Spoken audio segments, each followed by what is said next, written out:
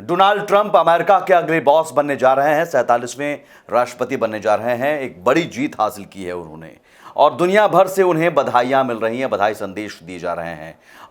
भारत ने भी बधाई दी है, पीएम मोदी ने भी फ़ोन पर बात की है और यहाँ तक कि चीन से भी बधाई के संदेश मिले हैं और अलग अलग देशों से बधाई के संदेश मिल रहे हैं और रिएक्शंस भी आ रहे हैं और सवाल भी उठ रहे हैं कि अब डोनाल्ड ट्रंप के अमेरिका के राष्ट्रपति बनने के बाद वर्ल्ड ऑर्डर पर क्या असर पड़ेगा, अलग अलग देशों पर क्या असर पड़ेगा। तो सबसे पहला सवाल ये है कि बांग्लादेश पर क्या असर पड़ेगा,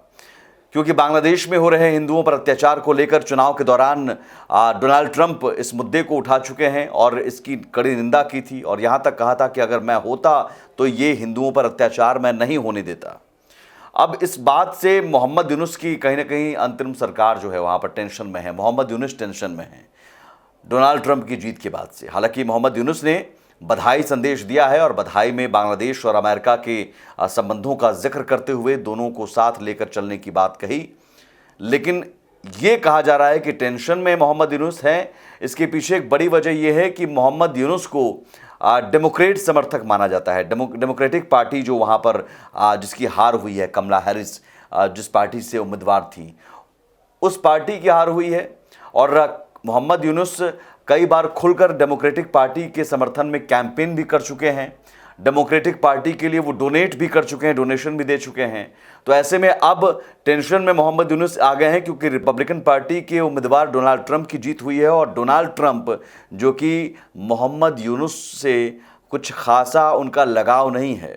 बल्कि एक किस्सा है जब मोहम्मद यूनुस को उन्होंने सरेआम उनकी बेइज्जती कर दी थी। किस्सा साल 2016 का है जब डोनाल्ड ट्रंप अमेरिका के राष्ट्रपति बने थे, इससे पहले के कार्यकाल में, और उस वक्त बांग्लादेश की प्रतिनिधिमंडल राष्ट्रपति डोनाल्ड ट्रंप से मिलने गए थे।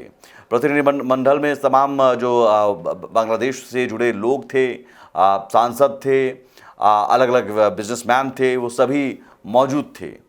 और उसमें डोनाल्ड ट्रंप ने प्रतिनिधिमंडल का जो इंट्रोडक्शन होता है, उससे इंट्रोडक्शन से पहले ही डोनाल्ड ट्रंप ने सामने से पूछ लिया कि वो माइक्रो फाइनेंसर कहाँ है। दरअसल माइक्रो फाइनेंस बैंक बांग्लादेश में मोहम्मद यूनुस चलाते थे और इस बात के लिए उन्हें अर्थशास्त्र का नोबेल प्राइज़ भी मिला था। और इस नोबेल प्राइज़ मिलने के पीछे भी कहानी है क्योंकि डेमोक्रेट पार्टी के समर्थक रहे हैं।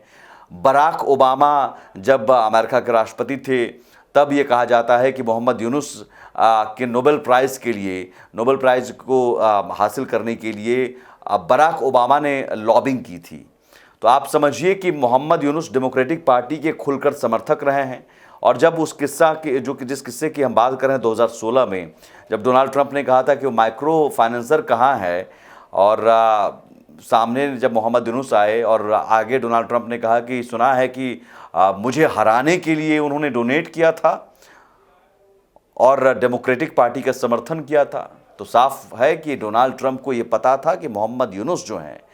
वो डेमोक्रेटिक पार्टी के समर्थक हैं और डोनाल्ड ट्रंप की पार्टी रिपब्लिकन पार्टी की विरोधी हैं और उनके विरोधी हैं। और हाल में जब बांग्लादेश में शेख हसीना की सरकार गिरी, शेख हसीना को अपदस्थ किया गया और उसके बाद जब सरकार संभालने की बारी आई तो ये भी कहा जा रहा है कि अमेरिका के समर्थन से ही, अमेरिका ने ही मोहम्मद यूनुस को अंतरिम सरकार का मुखिया बनवाया और खुद इस बात को कबूल भी मोहम्मद यूनुस कर चुके हैं कि ये जो सरकार गिराने की पूरी कहानी थी, मोहम्मद यूनुस का मुखिया बनना, वो सब उसके पीछे यूएस का ही प्लान था। और इस दौरान जो बाइडेन की सरकार थी, यानी कि डेमोक्रेटिक पार्टी की सरकार थी। तो अब सत्ता बदल चुकी है, रिपब्लिकन पार्टी की सरकार आ गई है, डोनाल्ड ट्रंप की सरकार आ गई है, तो मोहम्मद यूनुस टेंशन में है और ये कयास भी लगाए जा रहे हैं कि क्या शेख हसीना जो अभी भारत में है अपदस्थ होने के बाद, शेख हसीना की सरकार में फिर से वापसी हो सकती है और बांग्लादेश में हिंदुओं पर हो रहे अत्याचार पर अब लगाम लगेगी, क्योंकि डोनाल्ड ट्रंप ने पहले ही संदेश दे दिया था कि हिंदुओं पर हो रहे अत्याचार को हम रहते तो रोक लेते, तो अब तो वो आ गए हैं। तो यही उम्मीद जताई जा रही है कि बांग्लादेश में कम से कम मोहम्मद यूनुस पर अब दबाव पड़ेगा। फिलहाल इस वीडियो में इतना ही। नमस्कार।